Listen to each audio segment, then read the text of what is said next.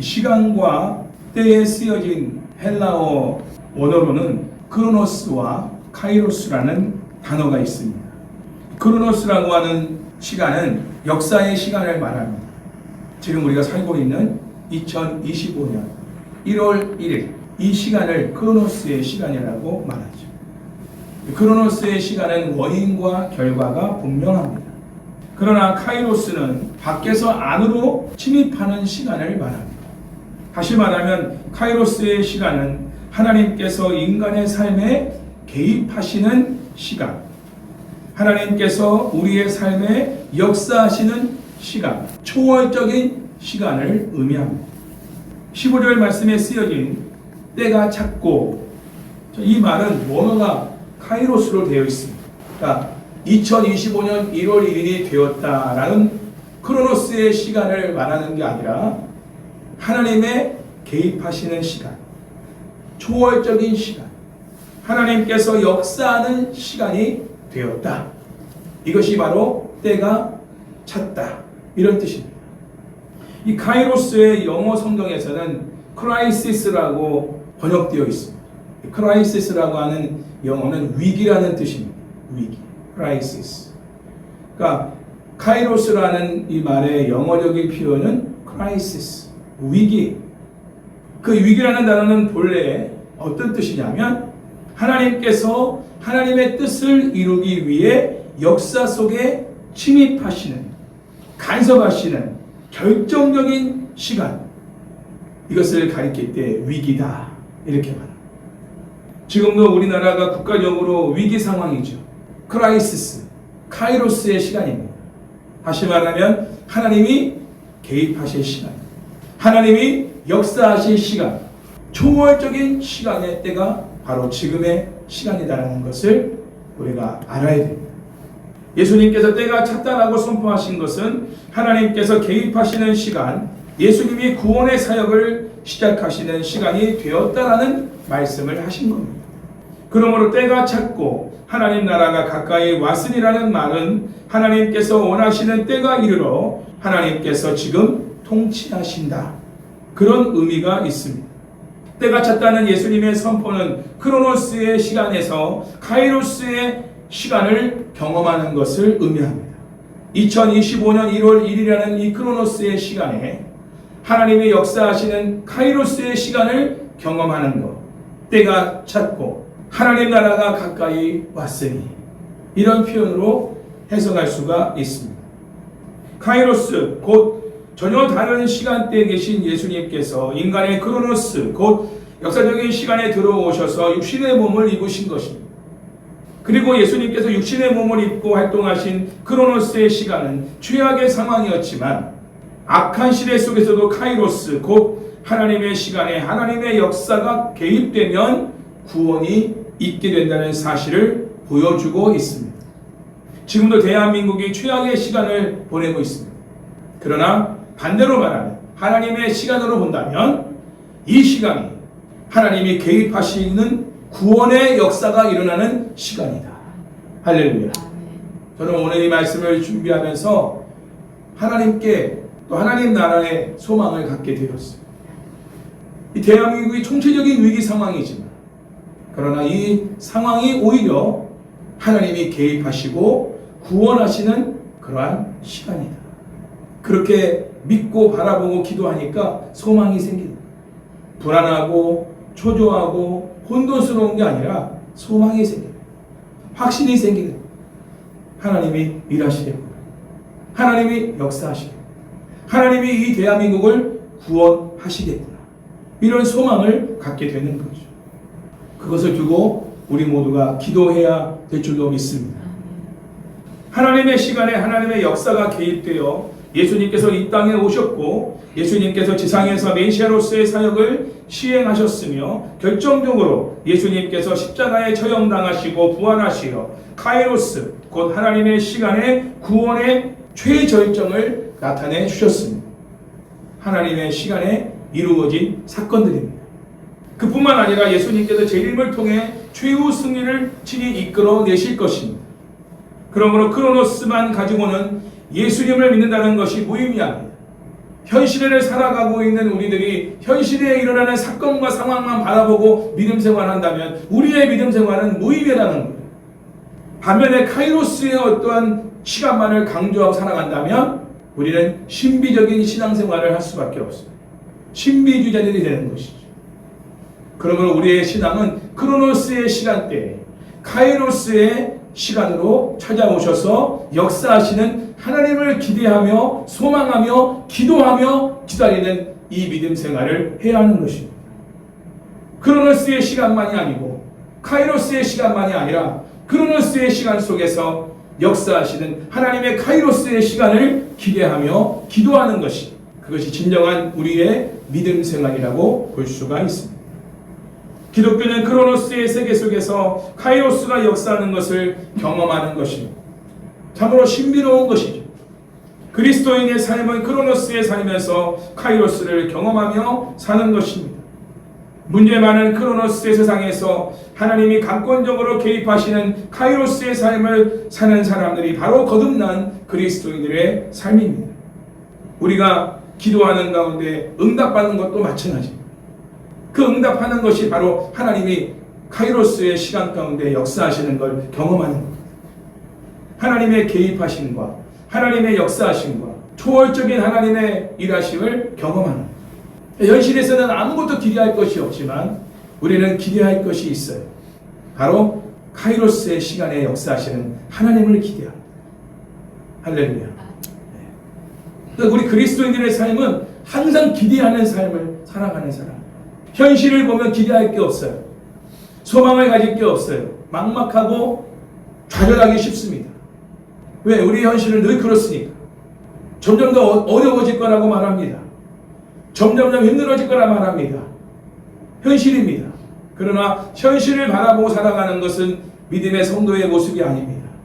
그 현실의 상황이 그럴지라도 그 속에서 구원하시는 하나님을 바라보고 소망하며 기도하고 그리고 기다리며 살아가요. 그리고 묵묵히 하나님의 말씀을 따라 순종하며 뚜벅뚜벅 살아가는 성도들. 그들만이 크로노스의 시간대에서 카이로스의 시간 가운데 역사하시는 하나님을 경험하며 살아갈 수가 있다는 것이죠. 그러니까 늘 감사가 넘치는 겁니다. 우리 성도들이 새 2025년도에는 이 크로노스라는 시간에서 앞으로 겪을 크고 작은 삶의 문제 속에서 기도를 통해 카이로스의 시간, 곧 하나님이 직접적으로 개입하시고 역사하시고 구원하는 시간을 날마다 경험하기를 주의 이름으로 축원합니다. 그래서 우리는 기도를 해야 하는 거예요. 기도는 신비로운 것입니다. 크로노스의 시간에서 카이로스의 시간을 경험하는 그 놀라운 능력이 바로 기도에 있다는 거예요. 기도가 멈추지 않는 한 하나님의 역사도 멈추지 않습니다. 할렐루야. 만족하지 마시고 여기에 만족하지 마시고 계속 기도로 강구하시기를 주의 이름으로 축원합니다. 특별히 중보기도는 정말 놀라운 결과를 가져옵니다. 우리는 이미 중보기도의 힘을 많이 경험했습니다.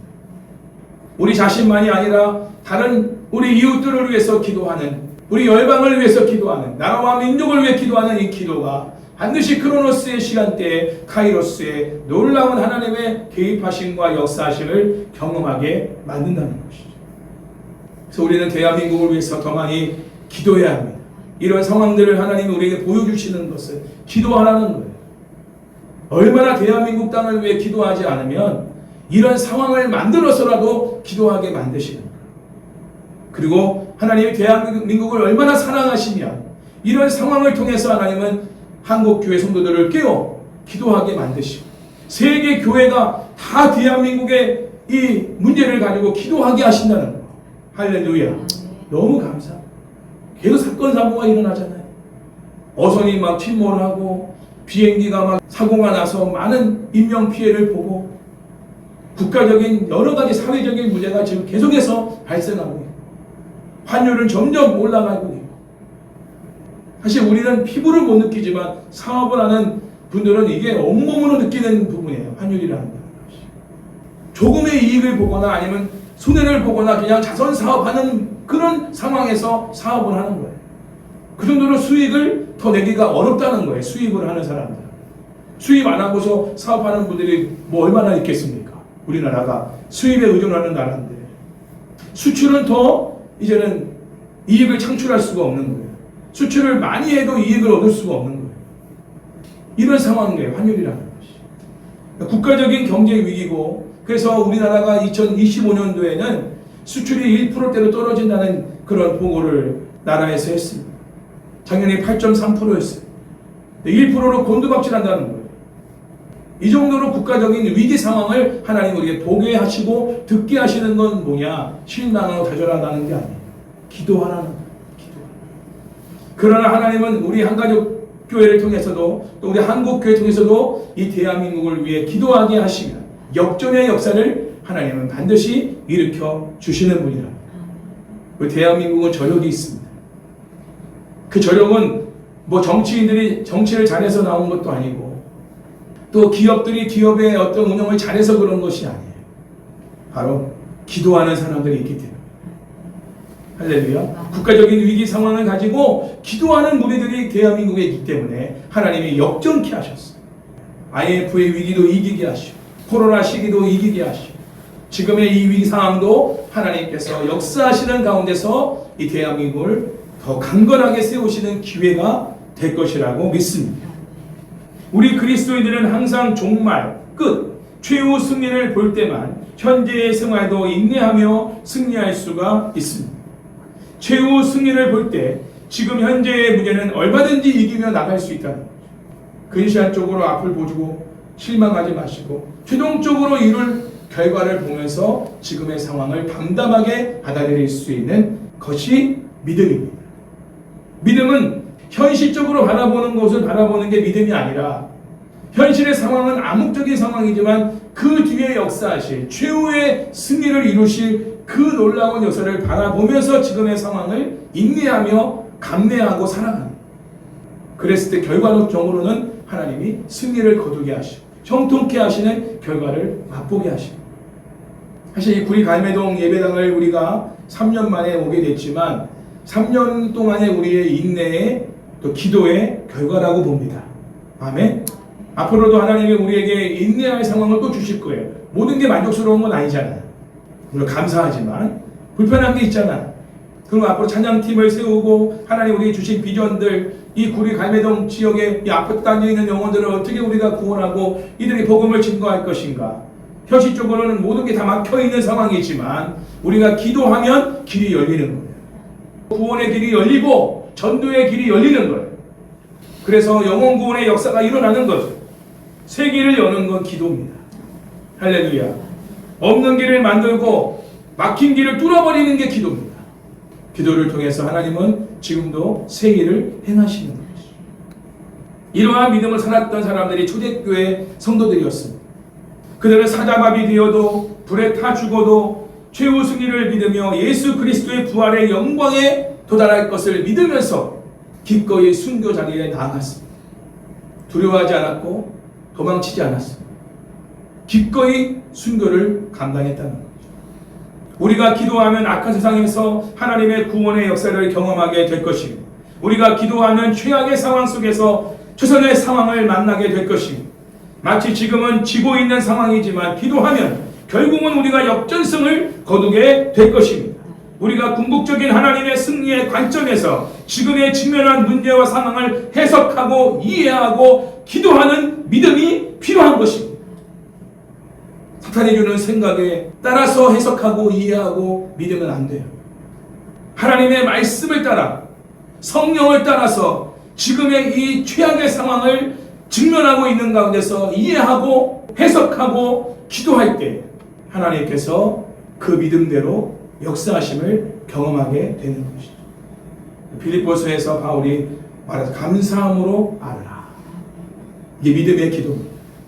당장은 감사하지 않아요. 감사할 게 아직 오지 않았단 말이에요. 그러나 믿음으로 감사함으로 아르는 거예요. 된 줄로 믿고. 할렐루야. 올해는 이런 믿음의 기도가 새해 벽두부터 우리 성도들에게 넘치기를 축복합니다. 감사함으로 기도하십시오. 특별히 최악의 상황일 때 감사함으로 기도하십시오. 제가 공황장애를 나을 수 있었던 것은 어제보다 오늘 오늘보다 내일 조금씩 좋아지고 있는 내 모습에 감사하며 기도했어요. 여전히 아직까지는 ING지만 그러나 어제보다 오늘이 좀 더 나아진 것 같고 약을 하나 줄일 때 감사했어요. 하나님 감사합니다. 약이 하나 줄었네요. 할렐루야. 다음에는 요약도 줄여질 줄로 믿습니다. 또 열심히 먹어요. 그 나중에 몇 개월 후에 가서 이 약도 빼겠습니다. 할렐루야. 하나님 감사합니다. 완전하게 약을 끊어버리실 때가 있을 줄로 믿습니다. 그래서 또 계속 먹는 거예요. 그래서 1년 만에 났어요. 하나님께서 낫게 하신 거예요. 경제적인 문제도 마찬가지예요. 일용할 양식을 먹을 수 있는 것이 감사한 거예요. 라면 한 끼를 먹어도 감사한 거예요. 지금도 그 믿음과 마음은 변치 않습니다. 이 풀밖에 없다고 말이야. 투덜거리면서 먹으면요, 그의 기도를 하나님이 드린다 할지라도 안 받으세요. 이미 준 것도 감사할 줄 모르는데 뭘 더 주시겠냐 말이야. 하나님께서 깨달으시기 바랍니다. 이미 준 것도 감사를 모르는 사람한테 그가 구하는 것을 하나님이 더 주시겠습니까? 여러분이 부모라면 그런 자녀들에게 뭘 주시겠어요? 안 주죠. 버리장머리 고쳐놔야죠. 이게 배가 불렀네? 만족을 못하네? 감사를 모르네? 좋아. 다음부터 없어. 아무것도 없어. 딱 단호하게 마음 먹고 그 다음에 뭐 해주세요? 뭐 해주세요? 너 없어. 끝이야. 이렇게 나가는 거, 이게 교육이에요. 미워서 그런 게 아니에요. 교육을 시키는 거. 왜? 그걸 얻고 안 얻고가 문제가 아니라 감사하는 사람이 되는 게 부모로서 자녀를 양육하는 가장 중요한 부분이거든요. 감사를 모르는 인간이 되면 안 되니까. 인간을 만들기 위해서 부모는 교육을 하는 거지, 뭘 잘해주고 못해주고 이거로 부모가 역할을 하는 게 아니란 말이에요. 하나님도 마찬가지. 우리가 형통하고 부와 명예를 누리고 살아가는 것이 그게 목적이 아니야. 이 땅에서 하나님 그분의 영광을 드러내는 것이 목적이란 말이에요. 그러라고 솔로몬에게도 하나님이 지혜와 부와 명예와 모든 거세를 다 줬어요. 그랬더니 한 짓이 뭐예요? 700명의 후궁을 둔 거예요. 철을 300명에 더 가지고 1000명이나 여자를 거느리고 살면서 여자들이 가져오는 그 이방 신당들을 성전에다 다 갖다 놓고 너희들이 믿는 신들을 다 섬겨. 인정해 줄게. 너가 기도할 처소가 필요해? 여기서 기도해. 우상 갖다 놓고 허용한 거예요. 그거 하라고 하나님이 솔로몬을 왕으로 세우고 부와 명예와 모든 지혜와 능력을 주신 게 아니란 말이에요. 결국 어떻게 됐어요? 솔로몬의 말년이 비참해진 거예요. 나라가 쪼개져 버렸어요. 하나님을 잃어버린 인생이 되면요, 다 잃어버리는 거예요. 참 겸손하게 첫 문제를 드렸을 때 그 믿음이 참 좋았는데, 하나님이 다 주셨는데, 다 주시면 더 잘 섬길 것 같죠? 하나님을 천만의 만만의 말씀이 하나님이 어딨냐는 거예요. 우상을 숭배하는 인간이 되는 거예요. 이게 인간이에요. 하나님은 적당하게 주시는 거예요. 적당하게. 자녀들에게도 적당하게 잘해주는 게 부모가 잘하는 거예요. 너무 잘해줘도 안 되고 너무 못해줘도 안 되고 적당한. 이게 자녀를 가장 잘 양육하는 것이고 진짜 사랑하는 부모예요. 좀 부족한 듯, 모자란 듯, 그래야 갈급함이라는 것을 늘 가지고 살아갈 수 있도록. 그래야 감사를 하거든요. 감사를 안 한 자가 돼야 하나님이 그 인생을 돌아보시거든. 하나님을 잃어버려요. 감사를 잃어버리면. 감사함으로 기도하는 믿음으로 기도하시기를 주의 이름으로 축원합니다. 자, 이것이 종말론적인 사고를 가지고 사는 거듭난 그리스도인들의 삶이라는 것이죠. 역사적으로 볼 때 앞서간 믿음의 선배들이 핍박과 고난을 견디는 것을 두려워하지 않고 담대히 직면할 수 있었던 것도 암담한 현실의 상황 속에서 역사의 끝을 보았던 종말론적인 관점을 가지고 살았기 때문에 역사의 끝은 승리다. 지금은 내가 순교하지만 나는 부활할 것이다. 주님의 품에 안길 것이다. 이 고난과 핍박과 괴로움만 참아낸다면 나는 결국 승리할 것이다. 이 믿음을 가지고 당당히 고난을 당한 거고 당당히 순교자리에 나간 거예요. 이게 우리 초대 그리스도인들의 신앙이었어요. 우리도 그 신앙을 다시 회복해야 합니다. 조그마한 문제가 있다고 불평하고 원망하는 이러한 이스라엘 백성 같은 삶이 돼서는 안 되는 거예요. 최후 승리를 바라고 결국 선으로 바꾸실 하나님을 기대하면서 지금의 상황은 최악일지라도 표전의 상황으로 역사하실 하나님을 기대하면서 기도하면서 기다리는 믿음. 이게 종말론적인 신앙생활을 하는 깨어있는 다섯처녀와 같은 믿음을 가진 사람들의 신앙생활이에요. 결국 우리는 승리하거든요. 할렐루야. 결국 우리는 승리가 보장된 사람이란 말이에요. 지금 우리가 지고 있어도 우리는 지는 게 아니에요. 져주는 거지. 우리는 이미 승리했어요. 할렐루야. 승리를 보장받고 우리는 출발하는 사람들입니다. 새해도. 그러니까 올해도 당당하게 말씀 붙들고 뚜벅뚜벅 한 걸음씩 나아가시면 과정은 힘들고 어렵고 막히고 괴로운 일들이 있을지 모르지만 결국 연말이 되면 우리는 승리했다. 승리하신 하나님을 찬양하고 영광 돌리는 그러한 12월 31일이 될 것입니다. 할렐루야. 그런 믿음으로 오늘부터 출발할 수 있기를 바랍니다. 지금 우리나라 대한민국이 처한 상황이나 우리의 상황이 썩 좋지 않습니다. 그러나 우리가 역사의 끝을 바라보는 종말론적인 관점을 가지고 있다면 지금 우리나라가 처한 상황이나 우리의 상황도 태연하게 대처해 나갈 수가 있을 것입니다. 얼마든지 크로노스의 시간대에서 발생한 사건은 카이로스의 시간으로 뒤바뀔 수가 있기 때문입니다. 그래서 우리는 기도의 시간을 통해 카이로스의 시간을 경험해야 합니다. 지금까지 크로노스의 시간에서 카이로스의 시간, 곧 하나님의 강권적인 개입하심을 경험하며 살았습니다. 이런 하나님의 역사는 크로노스의 시간이 악할 때일수록 더 강력하게 나타난다는 사실을 기억해야 합니다. 저는 그래서 지금의 이 시기가, 이 위기의 시기가 더 기대가 됩니다. 왜? 하나님이 더 강력하게 역사할 것을 기대하기 때문이죠. 그러므로 크로노스의 시간에서 최악의 상황을 경험하고 있는 성도들이 있다면, 지금 가장 힘든 시간을 겪고 있는 성도들이 있다면 지금이 바로 카이로스의 시간, 곧 하나님께서 역사하시는 시간, 개입하시는 시간을 경험할 때인 줄로 믿으시기 바랍니다. 지금이 기회예요. 위기가 기회예요.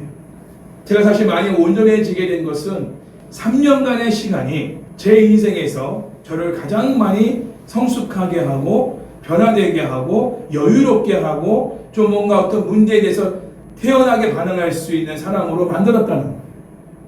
아, 그러니까 하나님이 나를 만드시는 시간 가운데 있었구나. 너무 감사한 거죠. 앞으로도 하나님이 나의 약함을 통해서 나를 또 새롭게 만들어 가시겠구나. 그 약함이 저주와 심판이 아니라 축복인 거예요. 왜냐하면 나를 만들어 가시겠다는 하나님의 의지의 표현이거든요. 나를 새롭게 하시겠다는, 성화시키겠다는 거죠. 사랑의 사람으로 나를 만들어서 그분의 영광을, 그분의 뜻을 드러내는 사람으로 나를 쓰시겠다는 거예요. 그러니까 모세의 80년의 인생을 보면서 우리가 알 수 있잖아요. 끝이 아니에요. 모세의 끝은 80이 아니에요. 80부터 다시 시작됐어요. 이제. 그 과정 속에서는 하나님이 얼마나 모세를 낮추셨습니까? 그렇죠? 말까지 더듬는 사람이 됐잖아요. 말할 줄도 모르는 사람이 됐어요. 그렇게 짱짱하던 사람이 완전히 쪼그라져 버렸어. 나는 그때 찾아오신 거예요. 크로노스의 시간대 카이로스의 하나님이 모세를 찾아오신 거예요. 모세야, 모세야 하면서. 그리고 위대한 하나님의 구원의 사역에 모세를 리더십으로 세워서 그 일을 행하는 자로 사용하시고, 모세가 자기의 인생만 바라봤다. 나는 끝이구나. 일어나 죽겠구나. 나는 아무 소망이 없다. 내 인생은 도대체 뭔가? 비참하고 처참한 그런 자신의 처지와 형편을 보고 한숨 쉬고 있을 수 있겠지만, 그러나 하나님은 그때를 기다리시고, 한숨 쉬고 있을 그때를 기다리시고, 무기력한 그때를 기다리시고, 아무것도 할 수 없고 말 한마디도 할 줄 모르는 그 상황까지 기다리시고, 그리고 그때 찾아오셔서 모세를 부르시고 모세에게 내가 너와 함께 하겠다. 나의 능력이 너를 통해서 드러나게 하겠다. 계속 만류하고 확신을 갖지 못하는 가운데 확신을 여러 번씩 주시면서 모세를 결국은 들어 쓰시는 하나님의 열심. 그것이 바로 크로노스의 시간대에서 카이로스의 시간으로 역사하는 하나님의 가장 결정적인 예라고 볼 수가 있습니다. 그러한 역사가 우리의 삶 속에도 날마다 일어나고 있다는 것을 여러분들은 아셔야 된다는 거예요. 할렐루야. 자, 오늘 이 본문의 말씀을 보면 이 본문의 상황도 위기 상황입니다. 어떤 위기가 지금 찾아왔나요? 요한이 잡혔습니다.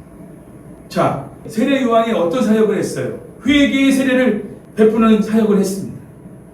죄인들의 마음을 하나님께로 돌이키게 하는 역사를 세례 요한이 감당했죠.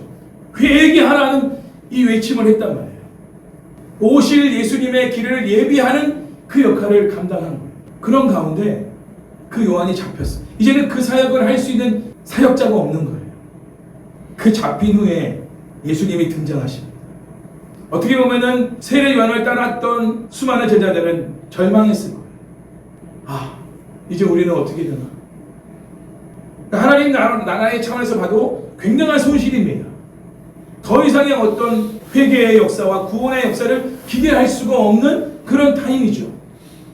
그러나 그때 예수님이 등장하죠.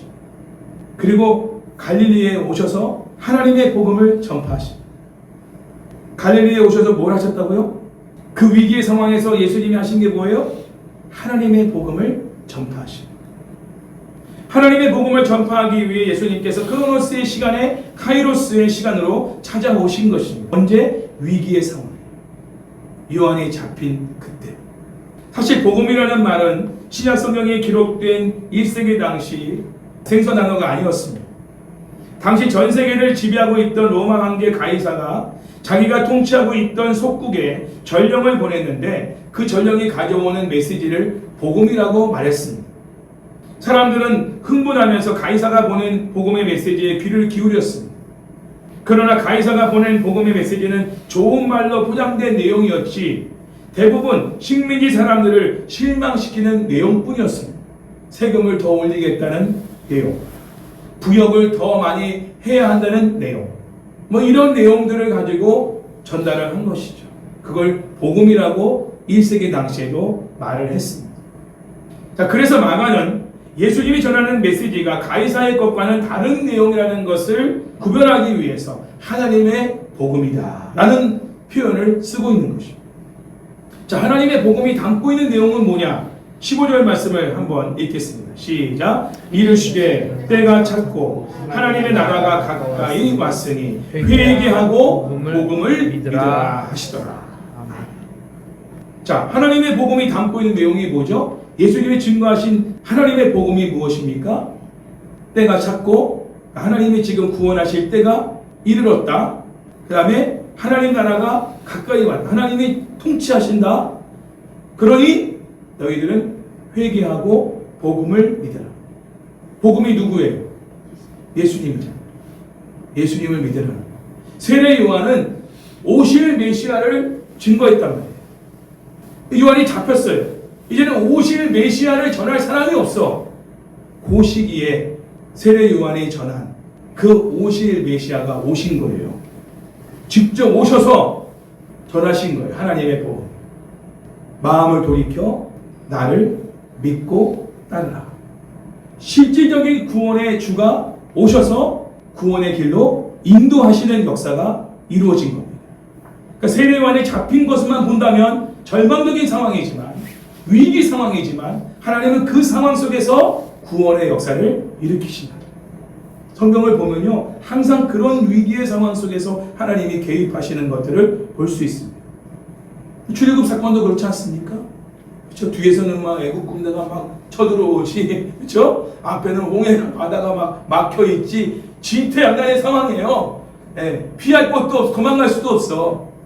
이게 지금 크로노스의 상황이에요. 거기서 하나님이 개입하시고 홍해를 갈려서 건너가게 하시고 요단강 앞에 서 있던 이스라엘 백성들은 또 어떻습니까? 건너가라 하시는데 건너갈 수가 있어야지.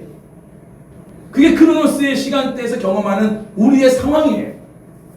우리의 상황은 늘 절망적이고 늘 불가능하고 늘 어렵고 힘든 상황들만 경험할 수밖에 없습니다. 그러나 그 상황 속에서 우리는 카이로스의 시간을 경험하는 거예요. 하나님의 구원, 하나님의 통치, 하나님의 역사를 경험하는 신나는 삶을 살아가는 그런 사람들이 우리 그리스도인들의 삶인 것이고, 그걸 통해서 하나님의 존재를 믿지 않는 사람들에게 드러내는 거예요. 봐라! 하나님 살아계시잖아요. 봐라! 하나님의 역사니까 되지 않느냐? 증거하는 거예요. 옥문이 열려서 사도들이 풀려난 것도 똑같은 상황입니다. 위기 상황이지만 하나님은 그 상황에서 사도들을 구원하시고 복음이 더욱더 능력 있게 확산되어 많은 사람들이 예수님을 믿고 돌아오는 역사로 바꿔버리시고 위기를 볼 때 기회로 볼 수 있기를 주의 이름으로 축원합니다. 어떤 기회? 하나님이 역사하실 기회, 하나님이 개입하실 기회, 하나님이 이 상황을 뒤집어 보셔서 구원하실 기회구나. 신나는 기회가 왔구나. 그러면서 그 믿음으로 감사함으로 기도하는 사람이 진짜 기도하는 사람이에요. 어떡하지? 그런 불안과 초조와 염려를 가지고 기도하면요 아무 일도 일어나지 않아요. 하나님을 기대하면서 믿음으로 감사함으로 기도할 때 그 믿음대로 하나님은 역사하시는 거예요. 그렇게 우리 성도들의 신앙의 올해는 조금 더 성장했으면 좋겠습니다. 불안과 초조와 염려 속에서 기도하는 게 아니라 감사함, 확신 속에서 소망 가운데 이 위기가 하나님이 역사할 기회로서 우리에게 보여지는 그 눈으로 바라보고 최종적으로 이루실 그것을 내다보면서 감사함을 가지고 믿음으로 기도하는 우리 성도들의 신앙으로 성장하는 한 해가 되기를, 그래서 더 많은 하나님의 카이로스의 놀라운 역사를 경험하는 은혜가 있기를 축복합니다. 그 당시 전 세계는 로마의 지배 가운데 있었습니다. 로마는 가이사가 지배하는 가이사의 나라였습니다. 그러나 하나님이 통치하신 나라는 하나님 나라예요.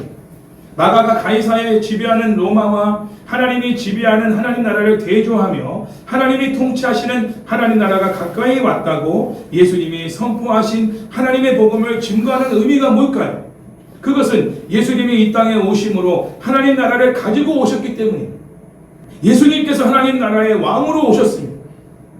예수님이 왕으로 통치하는 곳이 바로 하나님 나라입니다. 내가 정말 예수님을 왕으로 주인으로 구주로 믿고 살아가는 사람이라면 내 안에 하나님 나라가 이미 임한 거예요. 할렐루야. 여러분의 가정 안에 정말 예수님만이 우리 가정의 주인이시고 가정의 구원자이시고 가정의 왕이시라는 것을 인정하고 예수님을 찾고 예수님을 향해 예배하고 큐티하고 기도하며 예수님을 찬양하고 목장 모임을 가지며 가정 안에서 예수 그리스도를 높이는 이러한 모습이 있다면 그 가정에 하나님 나라가 임한 것입니다. 여러분 사업장이, 여러분 직장이, 이 나라 대한민국 국회와 저 모든 대통령실이 하나님 나라가 임해야 예수님을 왕으로 구주와 주인으로 모시고 섬기는 곳이 하나님 나라.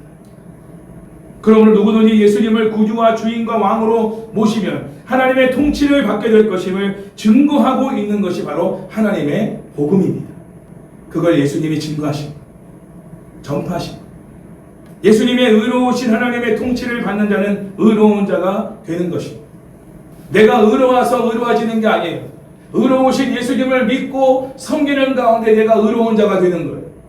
평강의 하나님을 통해 통치를 받아 진정한 평강을 누리는 거예요. 마인드 컨트롤이 아니에요. 명상을 한다고 평강이 오는 게 아니에요. 평강의 하나님을 모시고 평강의 하나님을 내가 날마다 찾으며 평강의 하나님과 교제하는 삶을 살아갈 때 평강을 누리게 됩니다. 사랑의 하나님과 함께 교제하는 가운데 사랑의 하나님 앞에 나아가서 그 사랑을 받아서 살아가는 사람이 사랑의 사람이 되는 거예요. 내 스스로는 사랑의 사람으로 나를 만들 수 없어요. 책을 많이 읽는다고 그런 책들을 여러 권을 읽는다고 여러분이 사랑의 사람이 되는 게 아니에요.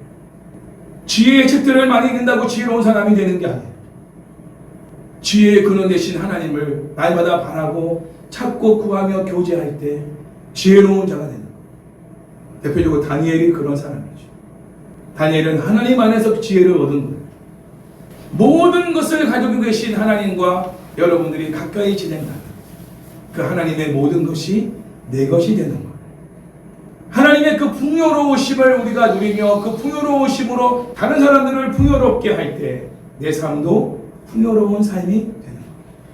어제 설교한 내용처럼 섬김의 지경을 확장할 때 내 삶이 풍요로워지.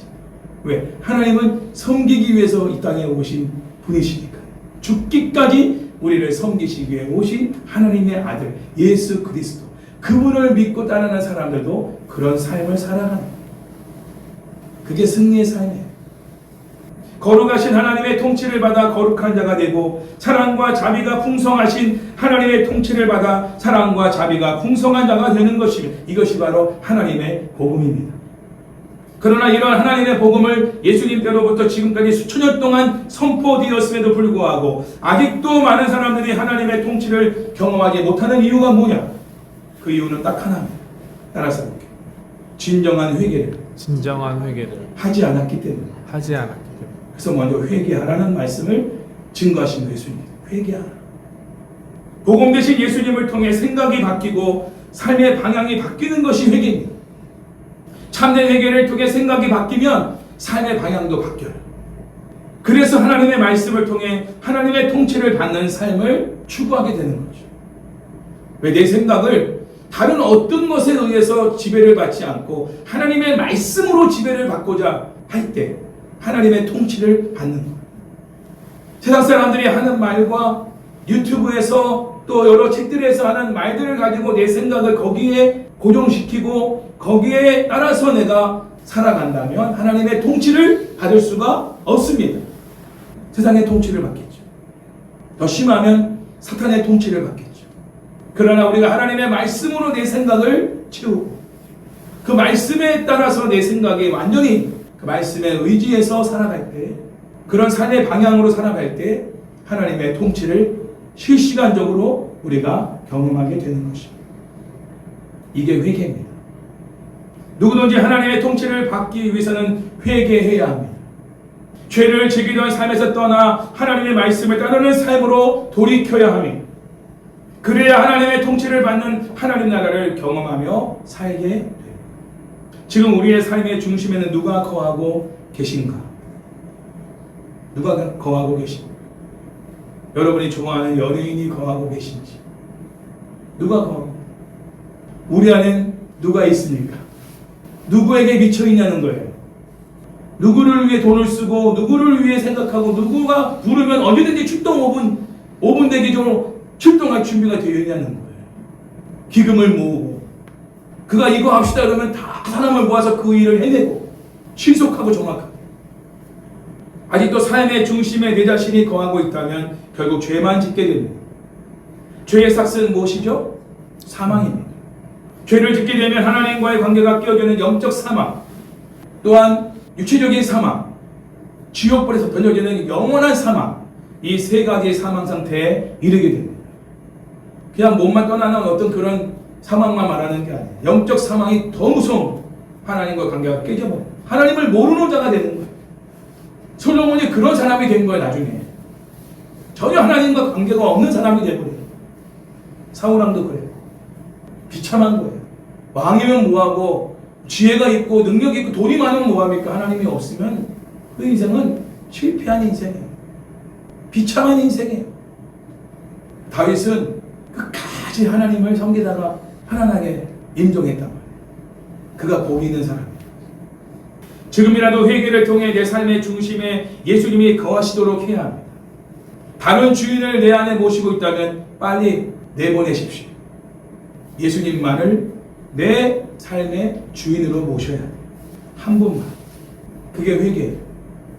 두 마음을 가진 사람들은 아직 회개가 안 된 겁니다. 돈도 섬기고 하나님도 섬기고. 이건 회개가 안 된 거예요. 그래서 회개의 시작은 료토가 말하기를 돈지갑부터 회개해야 한다. 말로만 회개가 아니라 하나님께 드릴 것부터 드려라는 거예요. 11조, 감사, 건축, 주일. 여러분 11조에서 하나님이 처음으로 시험해보라는 말까지 하셨어요. 하나님과의 관계에 관한 문제인 거예요. 하나님이 그 헌금을 받아서 하나님의 영광을 받으시는 것만이 아니라 하나님의 것을 인정하고 하나님의 주권을 인정하는 하나님과의 관계 속에서 11조를 드리라는 거예요. 주인이 누구냐? 참된 회개를 이스라엘 백성들에게 요청한 거예요. 말라기서에서. 말라기 시대에 이스라엘 백성들은 온전한 신앙생활을 한 사람들이 아니니까. 하나님께 드리기를 싫어했으니까. 그리고 드리는 걸 싫어한 것뿐만 아니라 자기들도 안 먹는 것들을 갖다 드렸단 말이에요. 하나님을 정말로 길거리에 노숙자만도 못하게끔 취급했단 말이에요. 그러고는 예배는 다 드려. 하나님 앞에 나가서. 하나님이 보시면서 호통을 치신다. 그래서 11조를 거론하셨어요. 그 나의 집에 양식이 있게 하라. 하나님의 집에 양식이 있게 하라는 거예요. 그래서 그 양식으로 하나님의 종들이, 하나님의 백성들이 먹을 수 있게 하라. 하나님은 그 그 물질을 통해 나누고 베풀어 모두가 함께 살아갈 수 있는 공동체를 이루기 위해서 헌금을 드리라 하십니다. 필요한 사람이 없다. 특히 레위 지파 사람들, 그렇죠? 제사장들은 하나님이 기업을 주시지 않았단 말이에요. 그들이 먹을 수 있고 생활할 수 있는 것들을 너희들이 돌봐야 된다. 그게 누구를 위한 거냐? 하나님을 위한 것이다. 너와 나와의 관계 속에서 그렇게 하라는 거예요. 그게 신앙입니다. 예수님이 바로 이 복음을 증거하기 이 땅에 오셨습니다. 이미 하나님 나라를 경험하는 그리스도인들은 예수님처럼 하나님의 복음을 증거하며 살게 됩니다. 예수님만이 만물의 주인이시고 왕이시며 구원자라는 사실을 증거하게 되죠. 예수님만이 인간의 몸을 입고 이 땅에 오신 유일한 하나님이심을 증거하게 됩니다. 예수님의 통치를 받을 때 우리는 죄사함을 받고 죄의 유혹을 이기며 승리의 삶을 살 수 있다는 사실도 증거합니다. 지금 우리가 크로노스의 시간에 겪는 여러 가지의 부정적인 문제와 암담한 현실과 상황에 대해서 카이로스의 시간, 즉 하나님이 개입하시는 시간을 경험하기 위해 우리가 겪는 여러 문제와 상황을 예수님께 간절히 구체적으로 기도해야 합니다. 하나님이 개입하시면 안 되는 일이 없습니다. 현재의 시간을 바라보지 말고 하나님께서 역사하시는 시간을 바라보십시오. 현실의 문제를 바라보고 한숨을 내쉬지 말고 하나님을 통해 이루실 최종적인 승리를 믿음으로 바라보며 기대감과 간절함과 절박함으로 기도하시기 바랍니다. 우리 주변에 아직도 하나님께서 통치하시는 하나님 나라를 경험하지 못하는 사람들이 있다면 그들도 회개하여 예수님을 그들의 삶의 왕과 주인과 구주로 모셔드리도록 하나님의 복음을 전파하시기 바랍니다. 하나님 복음 내용이 뭐라고요? 회개하고 복음을 믿으라. 회개는 뭐죠? 너의 삶의 주인의 자리를 예수님께로 돌이키라는 거예요. 네 마음의 주인을 바꾸라는 거예요. 예수님이 되게 하라. 그리고 그 예수님을 믿고 따르라. 이것이 회개하고 복음을 믿으라는 예수님의 증거한 하나님의 복음입니다. 이 복음을 우리도 전해야 돼요. 회개하여 복음을 믿으라. 그 내용이 무슨 뜻인지 아시겠죠? 예수님을 나의 주인과 왕으로 모셔드리고 복음 대신 그 예수님을 믿고 의지하며 따르며 순종하고 살아갈 때 하나님의 통치를 경험하게 될 것입니다. 죄사함을 받고 죄를 이길 능력을 얻고 죄에서 자유한 삶을 누리게 될 것입니다. 지금 현실의 암담한 현실의 문제를 하나님이 역전시켜 살아가도록 역사하실 것입니다. 담대하게 여러분의 간증들을 증거하면서 하나님의 복음을 새해에는 선포하고 증거하는 이런 역사가 있기를 축원합니다. 그들도 우리처럼 예수님의 이름으로 하나님께 나아가서 기도하면서 크로노스의 시간대에서 역사하시는 카이로스의 시간을 그들도 경험할 수 있도록 우리가 도와줘야 합니다. 그들이 기도할 때 하나님께서 그들이 숨쉬고 사는 역사의 시간인 크로노스 가운데 강권적으로 개입하시는 시간, 카이로스의 시간을 그들 또한 경험하게 될 것입니다. 2025년도에는 우리와 우리 주변에 있는 불신자들의 삶에 하나님의 의와 평강과 희락과 거룩과 사랑과 능력이 충만하게 나타나는 하나님 나라 가운데 거하여 살아가도록 힘써 기도하며 하나님의 복음을 전파하는 삶을 살아가시기를 주의 이름으로 축원합니다.